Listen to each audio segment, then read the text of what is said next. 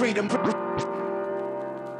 freedom, freedom over fame. Freedom over cycle stays the same. Welcome. First of all, welcome. This is Unsolicited Perspectives, and I am your host, Bruce Anthony. Thank you for listening and watching wherever you get your podcasts and video podcasts. Subscribe, share, like, comment, and rate us. You can find us on Instagram, YouTube, and Twitch at unsolicited_perspectives. You can find us on Twitter and TikTok at unsolicited_PER. Watch us live now. Watch us live every Thursday night, 7:30 p.m. Eastern on Twitch and YouTube. Our audience continues to grow with each and every episode, and I humbly thank you. Today's episode is the Sibling Happy Hour. I'm with my sis, Aundrea. We're going to be talking about zooeyzephyr, a Vox article, and another thing that I found on Instagram that I thought was funny. But first things first.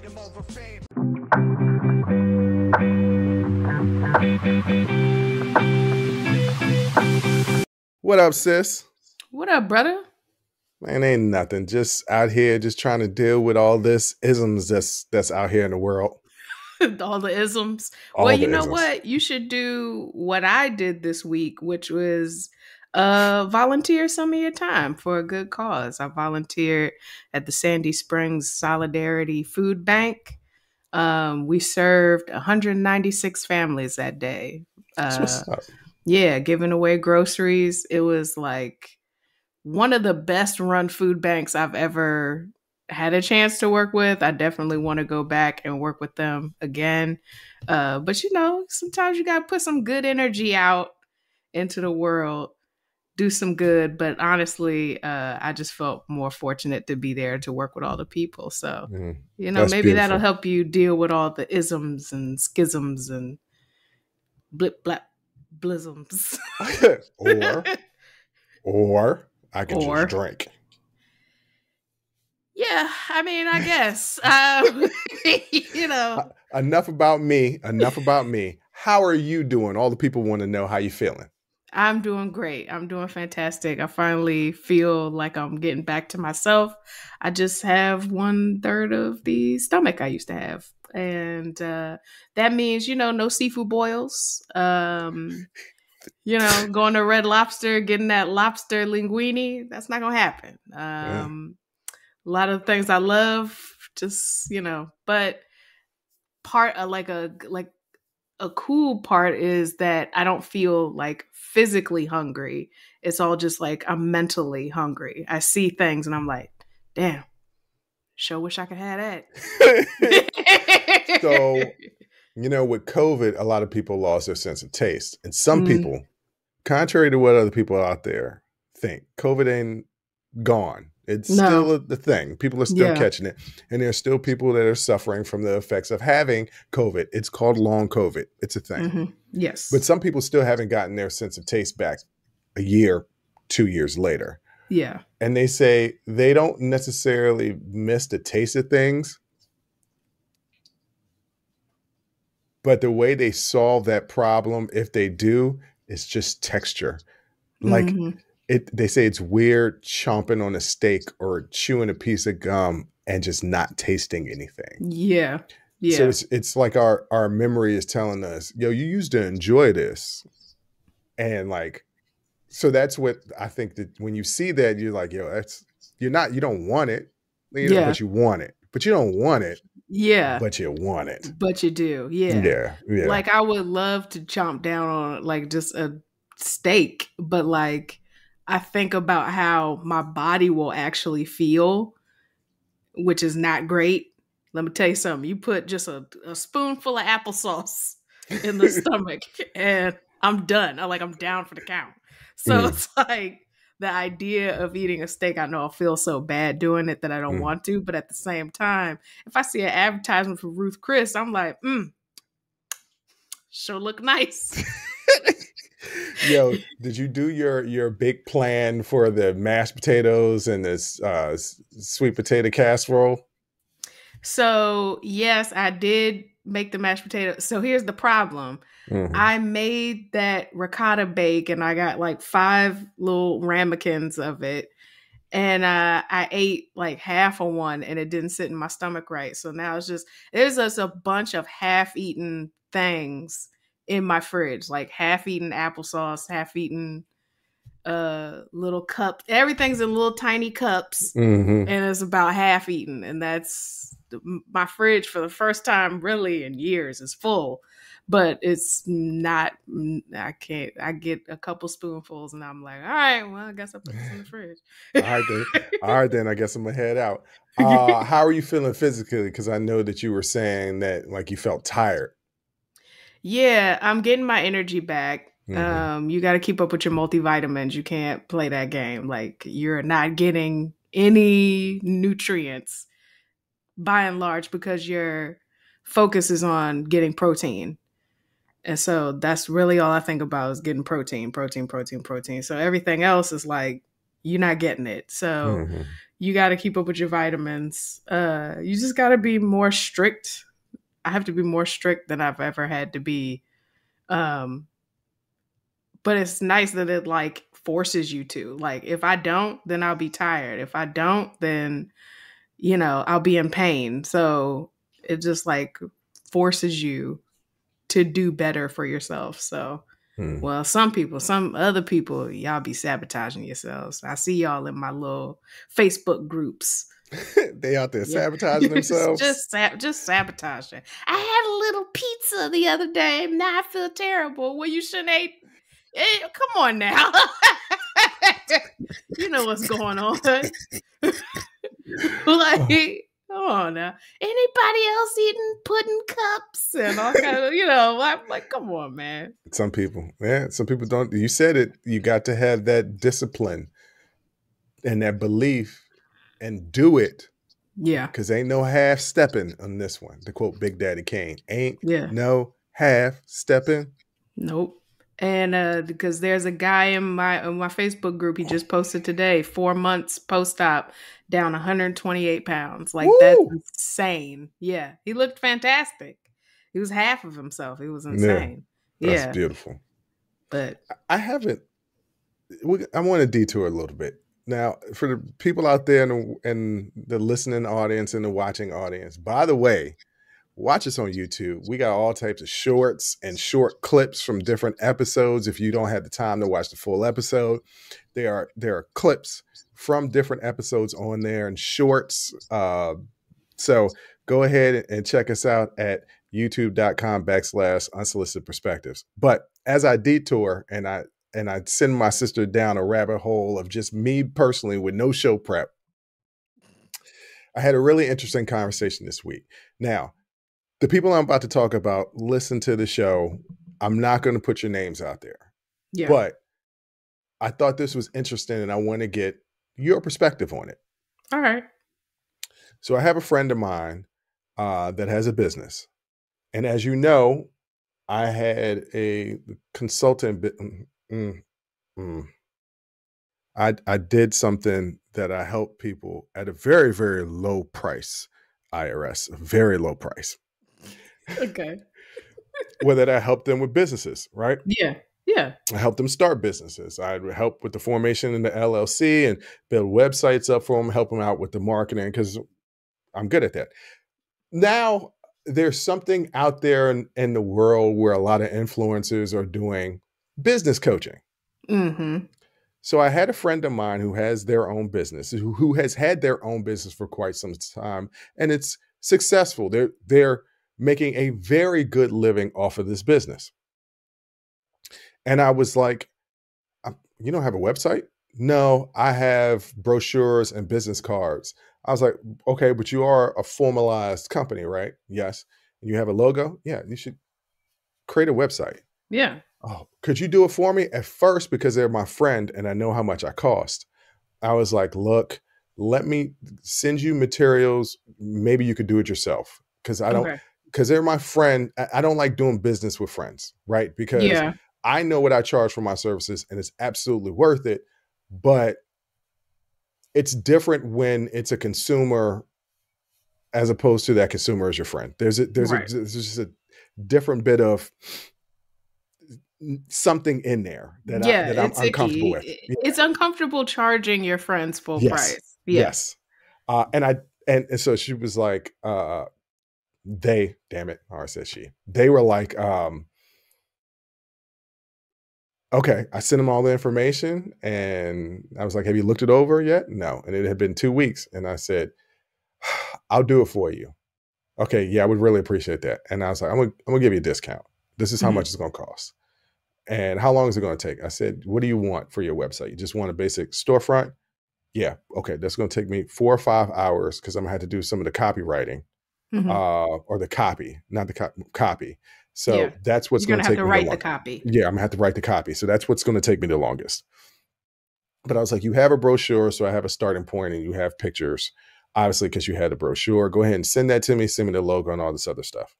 So when I get it, it's, I did something similar a couple of Mhm. weeks ago where I just woke up one morning, started a new company, and I created a logo, but the logo was like, let me just get something out there to put it on the website. I can always change it later, but let me Right. just get something out there that's semi-professional.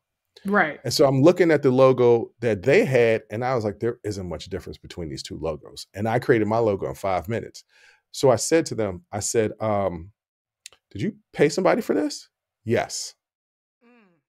I paid a business coach for the logo, the brochure, and the business cards. I said, okay, I'm just curious. How much did they charge you? They told me what they charged. And the rate for me, it wasn't dissimilar, right? Yeah. But it was the amount of hours that were charged and the overall price. And I was like, ugh. And the fact the person was young, like the person was in Yeah. their 20s. Not saying that young people aren't about their business and don't know what they're doing. I'm not saying that because there's some 20-year-olds out there that are way better than me when it comes to business coaching, right? Because this younger generation knows how to hustle. I felt like that I felt like my friend was overcharged by the business person, and the business person is also their friend as well. Okay. I said, I would have done this. I said, here's my logo that I created just a couple of weeks ago. Oh, that's good. Yet it took me 5 minutes. Yeah. Like it's not so dissimilar. I was like, if I was going to create your logo, I have a vision and this is what it would be. Well, that sounds real nice. I created the website. They love the website. And so I was talking to another friend of mine who's actually a business professor. And we got into the conversation of services and goods and pricing. And I told the story of when I first got into personal training and how there was an older woman that was a personal trainer. She was 50, I was 25. So I'm half her age. And she asked me, do you see clients outside of this gym? And I was like, yeah, of course I do. She was like, well, what do you charge? And I told her what I charged. And she was like, that's what I charge. I don't feel like you should be able to charge that. And it was based off of, I've been doing this a lot longer. I don't feel like you should be able to charge what I charge. And I was Yeah. completely offended because I was like, you might have been doing this longer, but I'm better. Yeah. Yeah. I'm better. When LeBron James came into the league, not saying I'm LeBron James, a personal trainer, but yeah, I kind of am. When LeBron James came into the league, there were people that had been playing longer, but yet weren't as good as him. So Yeah. experience has something to do with it, but like your ability is ultimately what you would charge for the services. Right. I caught myself because at the same time, I'm finding out that this young lady who calls herself a business coach charged my friend. I was like, I don't think that she should be able to charge that. That was before I saw her work though. And then I was like, oh, I'm doing the same thing that woman did to me years back. Then I saw the work and I was like, oh, absolutely shouldn't have been able to charge this. So it's funny how I respect Gen Z so much. I respect their hustle. They're really ambitious when it comes to pricing their services. But they're getting that from capitalism, right? Because I Yes. mean, what you're describing, yeah, what you charge, yeah, your experience should have something to do with it. The value add that you can bring to something, how good you are, that has something to do with it. But also, you can charge what people are going to pay. Yep, that's true. So she got paid for that work. I mean, and not to say that it wasn't good work. Like, yeah. Okay, yeah, no, you came out with a brochure and business cards and you created a logo. The amount of hours that you charge for it, I think you overcharged. And I but actually worked longer because this is my friend. I charged her for a certain amount of hours. I actually worked longer than I charged her for, and I gave her a discount because this is my friend. And I was like, this isn't going to take me this long. It took me 2 days. I had it done in 2 days, right? So it wasn't going to take me this long to do. I had time this week to do it. And like, I'm helping out a friend. If it was a stranger, they would have got the full rate, and I might have charged an extra hour just because I didn't factor in just sitting around thinking about it, which is strategizing and designing. Yeah. That's also hours that I'm putting into it. Right. But yeah, you charge what people will pay. Yeah. And I mean, just because it took you 5 minutes, you're also looking at it in reference to yourself. So you have decades of experience with building businesses. We don't know how much experience her other friend has. So just because it would take you 5 minutes to build that logo doesn't necessarily mean that it would take her 5 minutes to build that logo. That's true. Or to design the brochure. It might have taken her longer to brainstorm these things, to come up with the design. She might have not just given her just that logo, but also the source file, the vector image, all of it's a PNG, it's a JPEG. No. But the point is, because I used the logo for the website. No. Yeah. But until you sit there and watch that person work, whatever their process is, I mean, you don't know. You're right. But I mean, as long as the consumer is happy with what they spent their money on, and her business is successful and it is working for her. Yeah. Actually, she paid what she paid. She paid what she paid. And actually, I don't think at any point, this is a really nice person. My friend is one of the sweetest. So. Yeah. Well, no. Just one of the sweetest people that you can meet. Just genuinely just nice to everybody. Like, in all the years I've known her, I've never known her to say a bad word about anybody, even people that cross her. I'm like, you can say a bad word about somebody that crossed you. They crossed you. You can talk. She's trying to get to heaven. She's trying to get to heaven. Oh, she's gonna go to heaven. She's gonna go to heaven. But I don't think that she even thought about the way I came at it. And I was, and you know me, like I don't hide what I feel. My facial expressions, like I don't have a poker face. Right. So I know when I asked her, I was like, so did you pay for that logo? And she was like, yeah. I was like, I know I made a face like, So what all came with it? Well, it was a business coach helping with everything. And I was like, helped you with everything? Like what? With the business cards and the brochures and all that. And I was like, oh, okay. How much did they charge, if you don't mind me asking? How many hours did they work?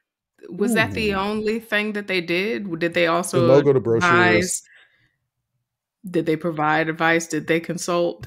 My friend did say that helped with pricing.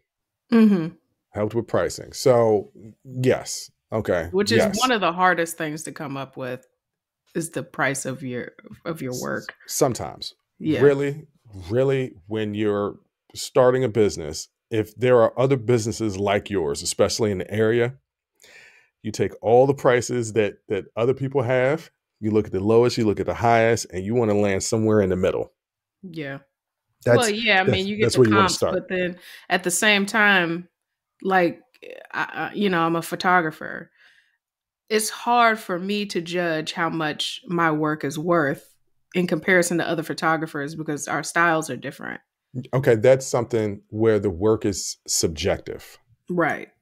I'm talking about brick and mortar type of services. Gotcha. Like personal training or dog walking or personal shopping, right? Okay. Like those aren't subjective. Those are a service that's kind of not even creative, right? Like what you're doing is creative. Right. So it's art. That's a little bit different. That's all subjective. I mean, it can be. Sometimes it's just headshots and you just turn and burn those suckers. Well, I mean, even with headshots, don't act like you haven't seen bad headshots before and was like, what's your photography do?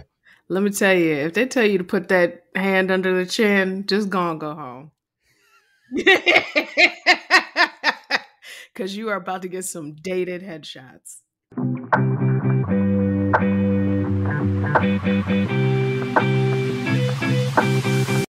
All right, sis. Enough with the shenanigans. Let's get to some real stuff. All right. I'm going to mispronounce her name again. Zooeyzephyr. I don't know why I want to say Zafar or Safari or whatever. It's literally spelled phonetically. Well, it's a lot of Z's, and then there's a PH in the middle, and then a Y, and there's no I. So it's confusing. Anyway, Zephyr. Zooeyzephyr. I think you know that PH has an F sound, though, Bruce. Yes, I think. Let's get to it. Zooeyzephyr is a Congress woman. Yes. Yes, she's a Congresswoman. Democrat in the Montana House of Representatives. Yes. Who is also transgender. Yes. And as you know, all throughout these red states, because that's not me attacking Republicans. It's a fact. These are happening in red states. In all of these red states, there's a bunch of anti-trans laws. Yes. Montana just passed one. As I'm reading the article, because she got censored, and basically it's compared to the same thing that the Tennessee guys got, but not really. The Tennessee guys that were kicked out, the JJs. The Justins, yes. The JJs. Yes. They were kicked out. They were literally expelled from the house. Yes. She was not. She was censored, which means that she can never speak on the House floor again. Well, during the term, and the term is up actually tomorrow, but couldn't speak on the House floor again. Could not do votes in person, had to do them virtually. So they basically silenced her. Yes. And I was like, all right, okay, so what did she do? Did she do exactly what the Justins did or the JJs did, where they're protesting and then she joined the protesters in the House? Pretty similar. No, but she didn't do that. What she did is as she was speaking against the bill on the floor, as is her right because she followed procedure. Right. What she did was say, if you guys pass this bill, there'll be blood on your hands. Which is not an exaggeration. And that's what she said. It's not an exaggeration. This bill will lead to suicides, which for some strange reason, all these anti-trans bills that people keep passing that they say are for the kids, they're obviously not for the kids because the suicide rate for trans children is higher than any demographic. Yeah. It's not even close. So you're not about saving the kids. You're about control. But I'll get into that later. But so I'm looking at it and I'm like, okay, what else does she do? That's all she did. Now they tried to say because of the words that she said that she was inciting the protesters. Well, they refused to call on her after that. So there were protesters in the building who started chanting, "Let her speak." And she held up her microphone, as a sort of a symbol to amplify their voices. And then what of course, Republicans, because this is again another house that is Republicans have a supermajority, they said that she was inciting an insurrection. So sort of like that same kind of language that you heard around the Justins in Tennessee. But once again, She was silenced. Yes. Because they had a problem with her saying there'll be blood on your hands. And ladies and gentlemen, pay attention to what I'm doing here. I'm not doing it for effect. I'm doing it out of respect. She is trans, which means that she is transitioned from from male to female. Mm-hmm. Yes. Is the simplest elemental way to explain it. It's more to it than just that. But for the layman's out there, she's transitioning from male to female. She identifies as a female. Yes. She identifies with the pronouns she and her. I'm specifically calling her because that's what she identifies as. That's what she is. If you decide to change your name and you go from James to Superfly, I might think that's dumb as hell. Mm-hmm. But you know what? Out of respect for you, you changed your name. I'm not going to call you James anymore. I'm going to call you Muhammad Ali. You are no longer Cassius Clay. You're no longer Muhammad Ali. You are Malcolm X. You are no more Malcolm Little. So, out of respect, I'm going to call people what they want to be called. Another congressperson refused to do that. So, who is really inciting this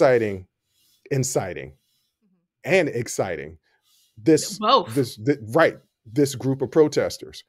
Is it the person that's being silent, just raising up a microphone because they recognize that what you're doing is wrong and the people recognize what you're doing is wrong?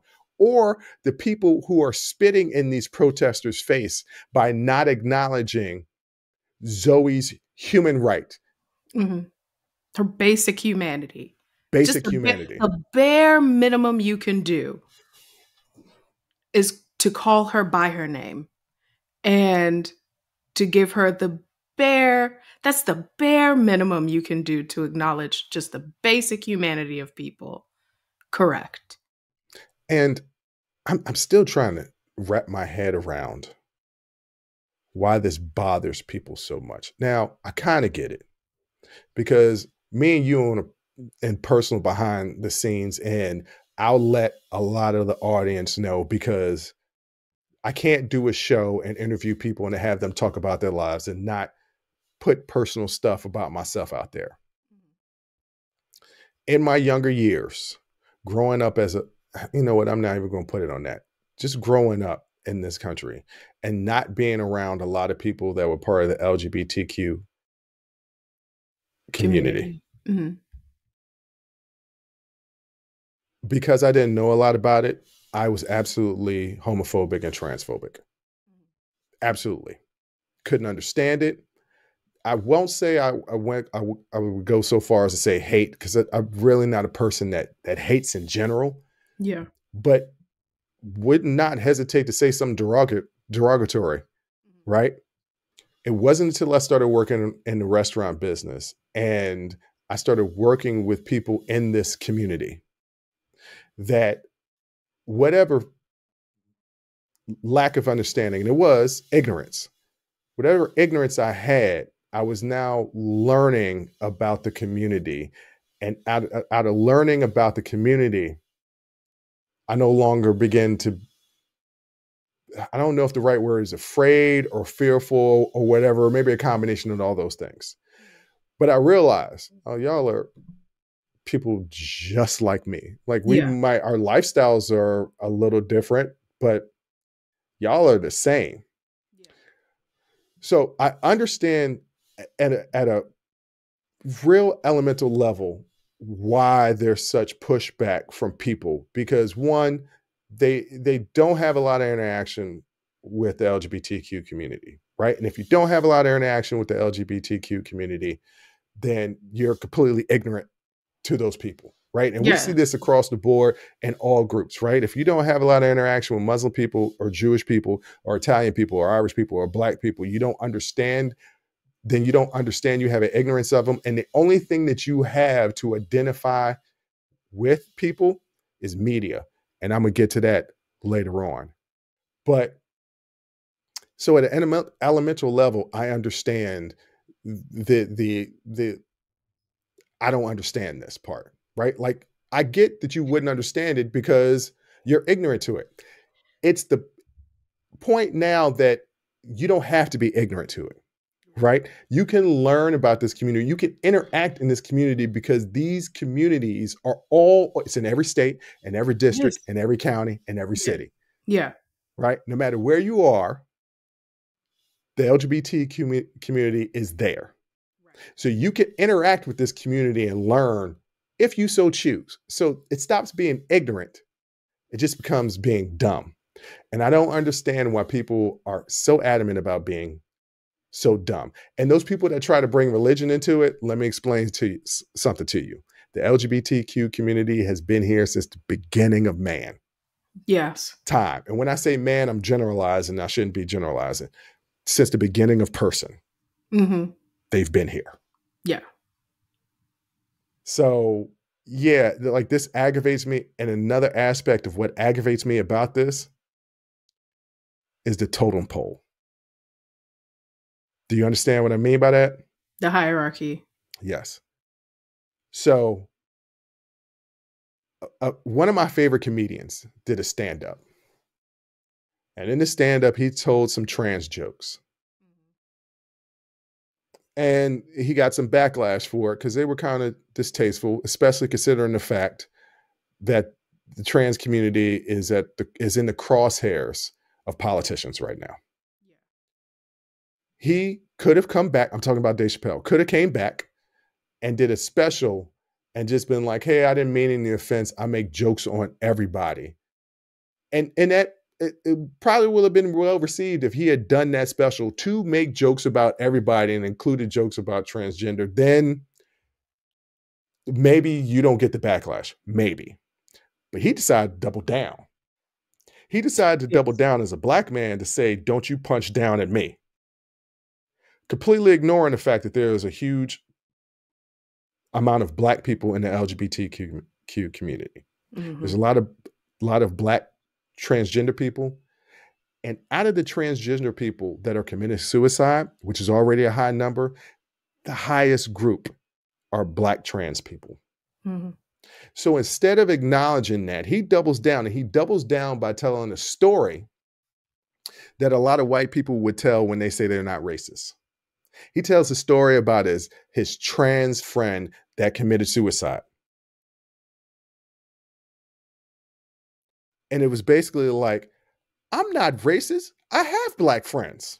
Some of my best friends are black. It absolutely was not the flex that he thought it was.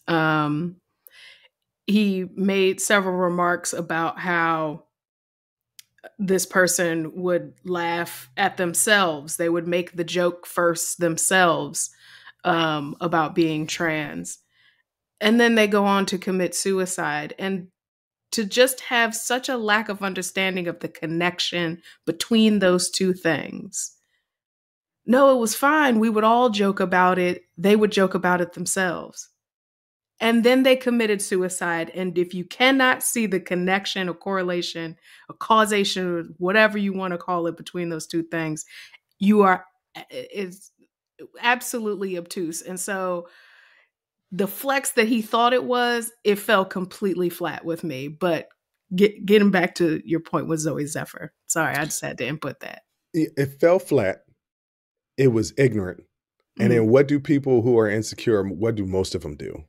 They joke on themselves to take away being joked on by other people. If I say the joke first, if I do the rabbit from 8 Mile and do like Eminem and say all the bad stuff about me first, you can't say anything. And so when I was watching Zooey, I was like, there's not really a whole bunch of national news on this. It was not the national news story to what happened with the Justins. Right. There's a slight difference that she was kind of allowed to stay and they were absolutely kicked out. But nevertheless, it's the same thing, right? Yeah. Yeah. And their actions were not egregious at all, but more in line with being protesters than she was. breaking the rules of decorum. Yeah, yeah, Certainly, yeah. yeah. Okay, so Neither events were an insurrection, but see, this is what I'm trying to say. Neither events were actually bad. But if no. one was going to perceive, that's not a good look over the other, what they did wasn't a good look compared to what she did. That's what I'm trying to say. What they did was a little more egregious than what she did. But there was so much national coverage on that. Yeah. And Yeah. then I realized, I said, oh, okay. See, and that totem pole, Black folks, though we still get shitted on, right? But on that totem pole, brown people, Latino people had already, I don't know if it's jumped the totem pole, but they got it on more than we did. Because they had, there was a whole president that came down an escalator that ran his campaign off of the killers and rapists. Right. So right then I knew, I was like, oh, we got it bad, but they're getting it bad. Yeah. But this situation with Zooey showed me, oh, the trans community, not the LGBTQ community as a whole, right? Not as a whole. I'm specifically talking about transgender people, because those are the people in that community that are being attacked, right? They are the lowest on the totem pole right now. Because as bad as CRT was, and as bad as them trying to repeal some of these voting rights for minorities and minority districts and things like that, they are all out trying to ban being transgender. And they ain't tried to ban us being Black since 18 something, 1912. They're trying to erase us from history. They're trying to erase, they're not trying to erase us from history. They're trying to erase talking about us from history. They're trying to erase their accountability. Yes. For us and but toward us. They're trying to completely erase a whole segment of the population. And I was like, oh, they're the lowest on the totem pole now. This is not getting the national coverage that the Justins got. Hardly anybody really knows about it that I talked to. I was like, what's going on? I'm like, yeah, in Montana, transgender, congresswoman being kicked out. And then I was like, oh, she must have did the same thing the Justice did. No, she didn't. No. Not even close. So that's what I got from this. And it made me even a little bit more upset. Yeah, I mean, support, just like anything else, is hierarchical. You know, we're still very much in a place where very little support is given to trans folks in our community. I mean, very few Fs are given about trans lives. And we already know that we live in a country that doesn't protect children. So to talk about then gender affirming care for trans youth, no. Well, they do protect children, and those that are not watching the video, I put that in quotations, as long as you haven't been born yet. Yeah, as long as you haven't been born, then they'll protect you, boy, with a gun. They'll protect you. They will kill your mother to protect you. Yes, that's what I'm going to say. It was like, your life is so important that the person that was bringing you into this world's life is nowhere near as important as your life. You are more important than that. But there is no real fear of transgender folks. There's no real fear of transgender folks. This is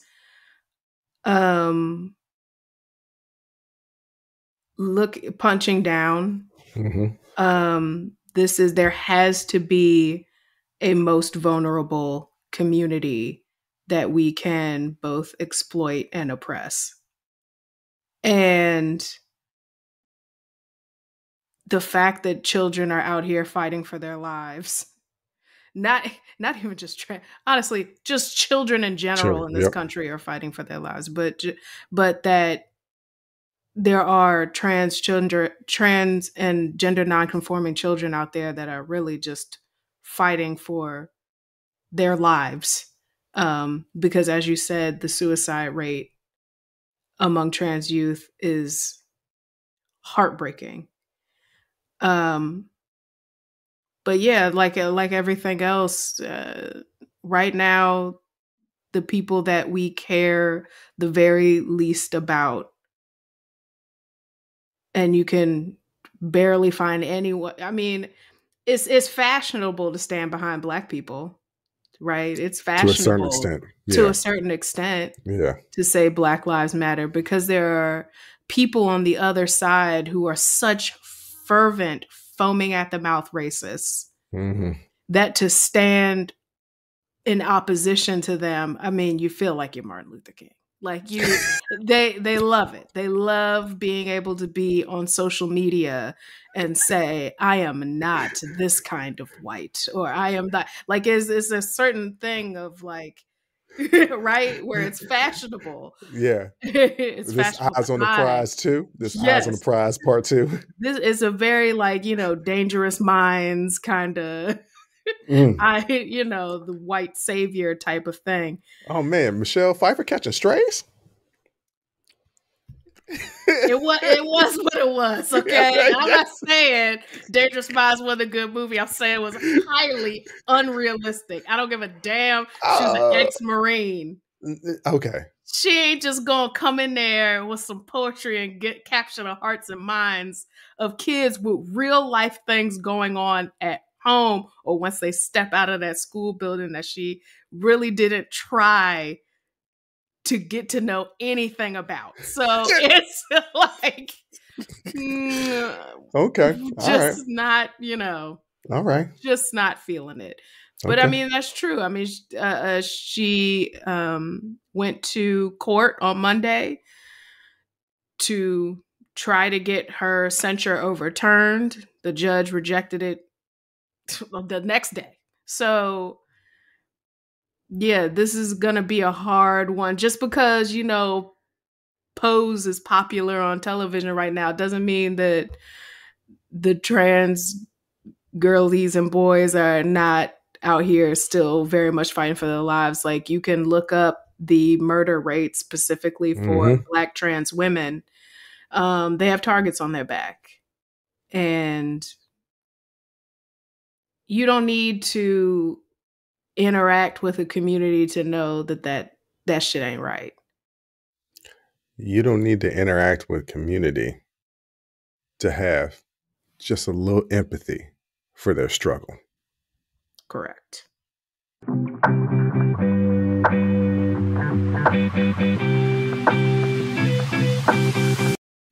Now, in a very poorly set up segue,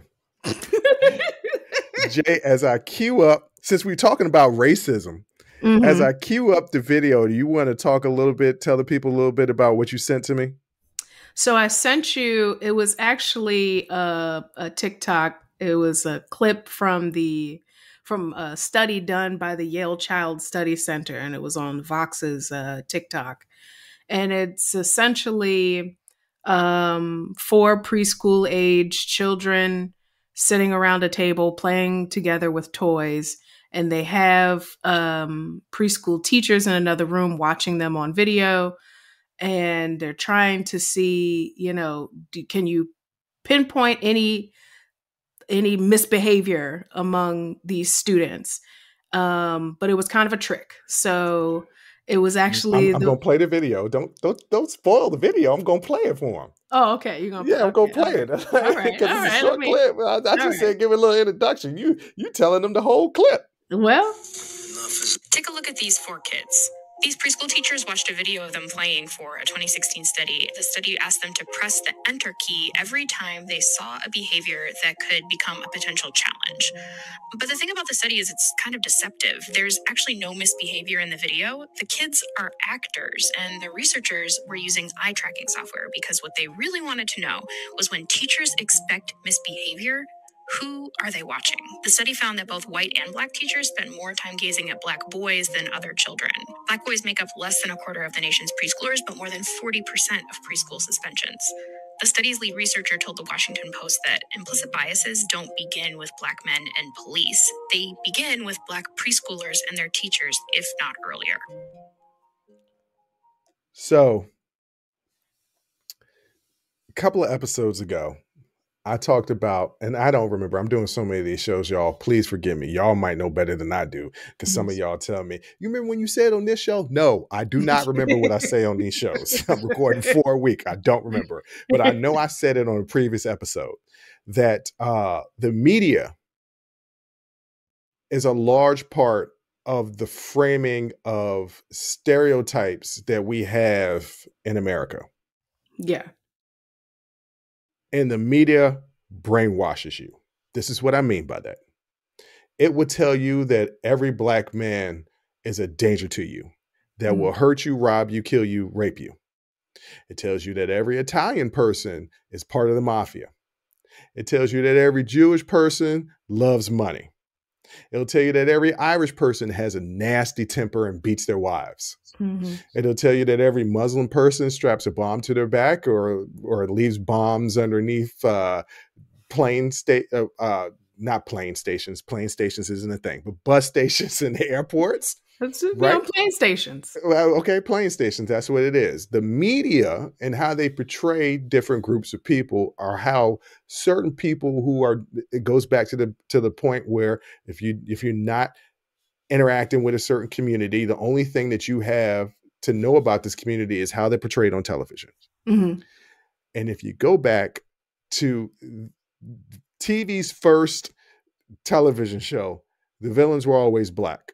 You were always taught to fear Black people. If you watch Fox News, you would swear to God that Black people are the only one committing any Black and brown. The Black and brown people are the only ones committing any type of crime. Mm-hmm. So if you're constantly watching the Fox News, the Newsmax, the OANs, still to this day, right? Because media has been portraying Black people as the monsters, you'll actually believe that.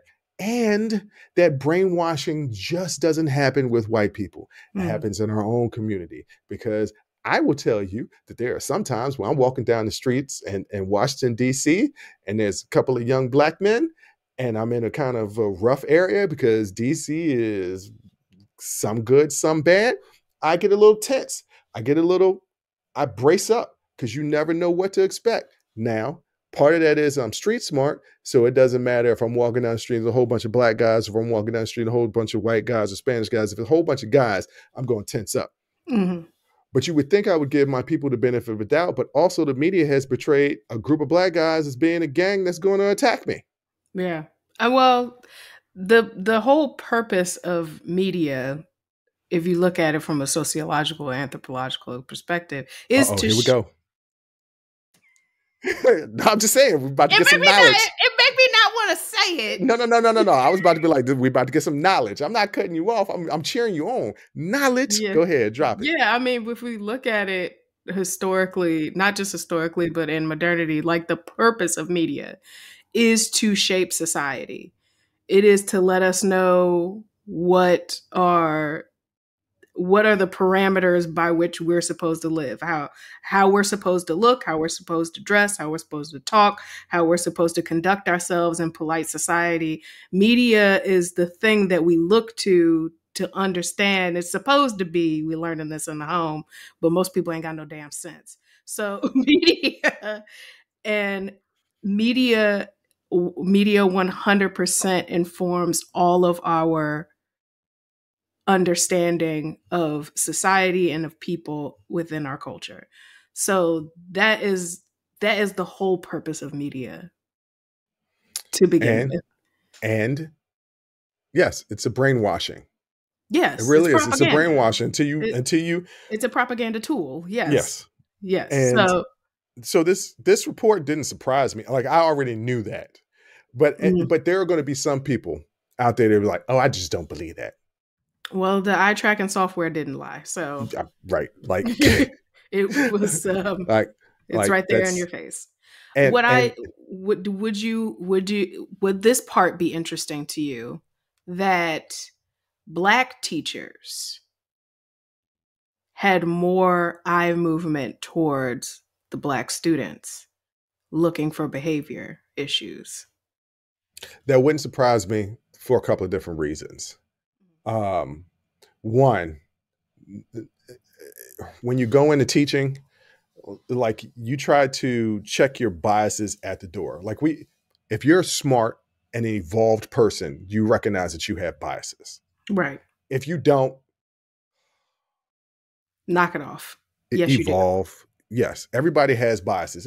I don't have a racist bone in your body. You got a lot of bones in your body. Some of them is racist. Whether you want to recognize it or not, or realize the truth, you don't. But so for those people that recognize it, and I would venture to believe it's a lot of educators, because I remember being in the education department at the University of Maryland, and it was some teachers was ready to go into neighborhoods. That's like, you can go there if you want to. I ain't going there. Like I'm not going there.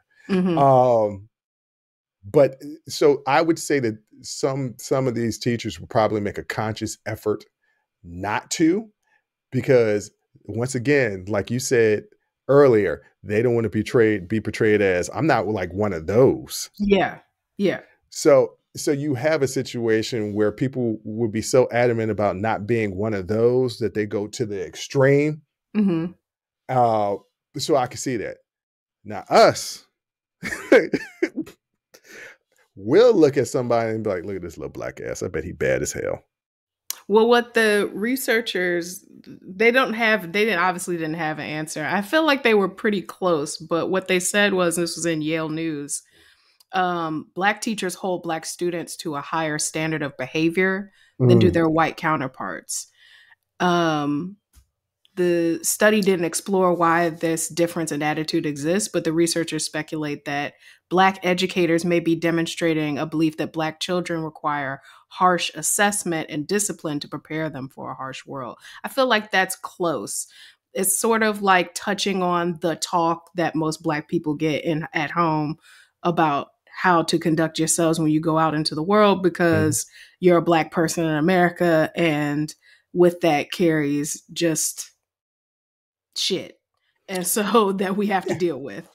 I didn't need no Yale study to tell me that Black people look to the next generation and says to them, this is not unspoken.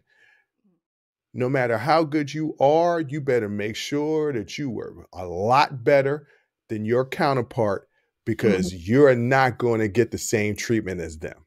And so I'm wondering if the thought process where they clock the eye movement of the Black teachers towards the Black students of like, just as long as it's not you, baby. Who is like, I'm just gonna watch you, make sure I don't have to hit enter on you, sweet angel. But isn't that kind of what I said? Right? Like kind of, but it's the same thing. It's just like, it's either don't be the bad one, or please don't be the bad one. Yeah. Because don't show out in front of these people. But this idea of criminalizing even the behavior of preschoolers, Black preschoolers, over their white peers has far-reaching consequences. I mean, we've all heard about the school to prison pipeline and what that does to Black communities. They said that Black students make up 18% of preschool enrollments, but half of the suspensions were Black students. Preschool. It gets even worse in K through 12. Black students are 3 times more likely than white students to get suspended or expelled, and they only make up 16% of the public school population. And of course, I was not surprised to find that 55% of all Black suspensions in U.S. public schools occur in the 13 southern states. Here in Georgia, Black students make up 37% of enrolled students in public schools, 67% of the suspensions. And it gets worse when you get to high school, and now you're adding these resource officers, right, that are criminalizing disruptive behavior. And then what is a cop going to do but then funnel you straight into the juvenile system? But the idea that this starts all the way in preschool with 3 and 4-year-olds, to me, is what 3 and 4-year-old isn't disruptive. Well, I'll tell you one thing. Sometimes the shoe fits with little black boys, because as I make this a little bit lighter, sorry, bruh, but our brother was a holy terror in preschool. Now that's one child. It's one, but he made it. Look, how you go? He was in a. I'm sorry, bruh. Like, I gotta tell this story. He was in a Catholic preschool. It was Christian. Okay, Christian. They had nuns. No, it was a Christian. It was a Christian preschool. They didn't have nuns. They just had sisters. No, they just had the church volunteers. They wasn't. You sure? I could have sworn they was sure. nuns. Okay, yeah. The story has grown through the years. Okay. But the story I remember is that he was kicking and spitting at nuns. It was the teacher. But he was kicking and spitting. Correct. But again, this is not not behavior that's outside of the realm of any child. And if we look at where real violence is happening in schools, it's not us. Well, no, but once again, it goes back to the previous argument, media. You know what you can see on every news station, especially on Fox, Twitter, OAN, and Newsmax, is those kids in Chicago that raised holy hell. Mm-hmm. And recently there's been something going on Twitter where these young black girls were raiding a store and this giant white man grabbed one of them or hit one of them up, right? Yeah. So you see these images all the time. You know what you don't see a lot of, but it is happening? White kids doing that. Yeah. And you know when you can see it? Anytime anybody wins any big game.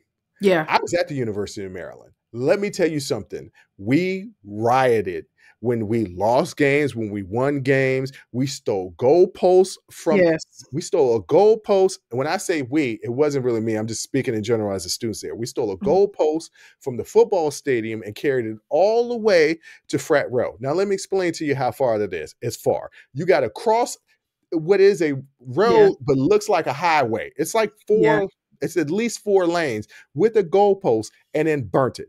The next time they rioted, they broke into houses, stole furniture just to go burn. And these were grown adults, but young kids do this as well. So this idea that only black kids are out there wilding out, wrong. Kids are out there wilding out. You know why? Because they're kids, and kids wild out. But the idea that because of the big, black, scary man, that you all have been taught to be absolutely afraid of, no matter how many Martin Luther Kings or Cory Bookers or John Legends. I'm confused by that list, but continue. No matter how many of these people that we put in front of you. Yeah. You scared of that mythical creature, the Sasquatch, who was probably black in your eyes. And you're so scared of them. They're little 3-year-olds. You're looking for it that young. Yeah. And that's what the study showed me, that you're looking for it that young. And for the black people that are looking for it, it's that black generation. Because I always say, when I see black kids out there wilding out, I'm like, oh, y'all got to be better. Don't do that. Don't do that. Because we won't get the same treatment as somebody else. They're going to look at us different. Yeah. Don't do that. But this was an enlightening study. And just to make another point, it is not just black boys. Now, boys of all races are disciplined more frequently than girls, but black girls, according to Vox, are suspended more frequently than girls of any other race, and more frequently than white, Hispanic, or Asian boys, according to the Office of Civil Rights. And dark-skinned black students, particularly girls, are 3 times more likely to be suspended than lighter skinned girls. So not only do we have a racial component, but we got a color component as well. And black girls are not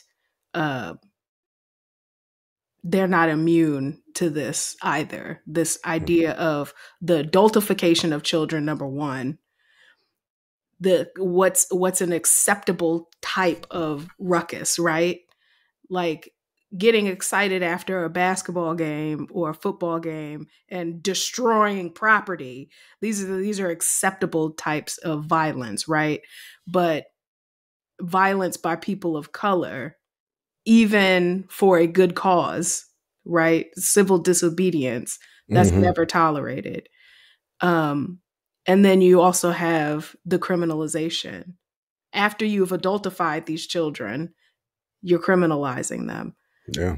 And it just this is just only one segment of society. This is just education. We're not even talking about all the other places within society where this is an issue for Black people. But there you go. So we started off by specifically saying that transgender are the people who are the lowest on the totem pole, that are getting picked on the most. But we're going to end the episode talking about how Black people are picked on. So we undermined ourselves a little bit. No, because we can hold that both are true, that there is a specific oppression that Black people face in this country, and there is specific oppression that transgender folks of any race face in this country, and that there's no equity, or there's a lack of equity in the support that we provide one demographic over the other. Like, we can hold that these things are also true, that everybody is going through some shit, but that there are more vulnerable and more marginalized communities that deserve our attention as well. Right. We don't have to trauma compare. Just recognize there's trauma all around. There is no easy way to segment out of this, but Jay, what do you want to say to the people out there? Because that's the end of this episode. Right. It's going on an hour. That's the end of this. Yeah. So, my new sign off is to, say whatever grinds my gears. And this week it is, do that thing you said you was going to do. Yeah. Do that thing you said you was going to do. Do it tomorrow. Like, just do it. Bruce, you got that passport yet? Nope. Do it tomorrow. Just do it. Tomorrow at 11:30 a.m. I'll be in the gym working out. This is going to be National Do That Thing You Said You Was Going to Do Day. And between 9:30 and 11:30 a.m. tomorrow, May 5th, do that thing you said you was going to do. I got to finish editing the show. This is going to be National Do That Thing You Said You Was going to do. I'm going to do it this weekend. Because here's why. No, friends and loved ones. All right. You said this is not just directed towards you. This is not just directed towards you. No, Jay, hold on. I said we needed to end the show, and you're about to go off on another tangent. I can see it in your eyes. It's really quick. If you let me get it out, I would have already been done. Okay. And I'm going to tell you why you need to do the thing you said you was going to do. Because your friends and your family, your loved ones are tired of hearing about how you haven't done that thing that you said you was going to do. We tired. So do the thing tomorrow, National Do the Thing You Said You Was Going to Do Day. And do that thing you said you was going to do. Do that thing. And on that note, I'll holla. Thank you for listening to Unsolicited Perspectives with Bruce Anthony. Please subscribe, like, comment, share, and donate. Donations help us keep giving you this free content each and every week. Until next time, outing 5,000. Peace.